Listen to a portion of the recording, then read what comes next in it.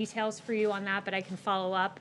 What I will say is that the Roger Stone clemency was a very important moment for justice in this country. You had a completely bogus Russia witch hunt that found nothing, and in order to justify the waste of taxpayer dollars, you had Robert Mueller charging people with process crimes. And it's really curious to me that with Roger Stone, he's charged of false statements, but McCabe was charged of false statements, lying to federal investigators.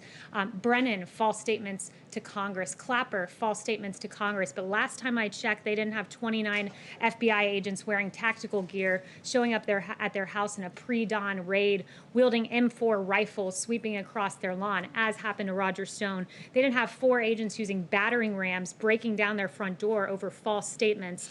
And they didn't have helicopters hovering over their houses and 2 police boats that roared up. Instead, McCabe and Clapper and Brennan and these guys are given lucrative contracts, books, contributorships. So there are really 2 standards of justice in this country, as Adam Schiff noted. Fortunately, he doesn't have the facts to back up the way he meant that term. Mario? One more question, Yes, if I could.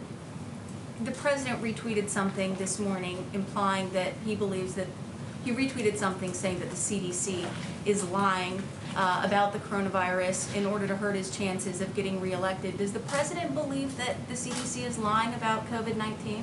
The president, with his intent in that retweet, expresses displeasure with the CDC, some rogue individuals leaking guidelines prematurely. You had a 63-page plan that was leaked prematurely. He believes that that misleads the American public when there are planning materials released that are not in their fullest form and their best form. So that's what he was getting at. But overall, the notion of the tweet was to point out the fact that when we use science, we have to use it in a way that is not political. When you had 1,300 health experts sign a letter not to condemn large crowds of protesters, but some same health experts say churches need to stay shut down, or lockdown protests somehow don't get the same First Amendment rights as the protest that we saw in our streets. We need to use science, lean into science, but not use it and cherry pick it to fit whatever our particular political persuasion is. So he has confidence in the CDC?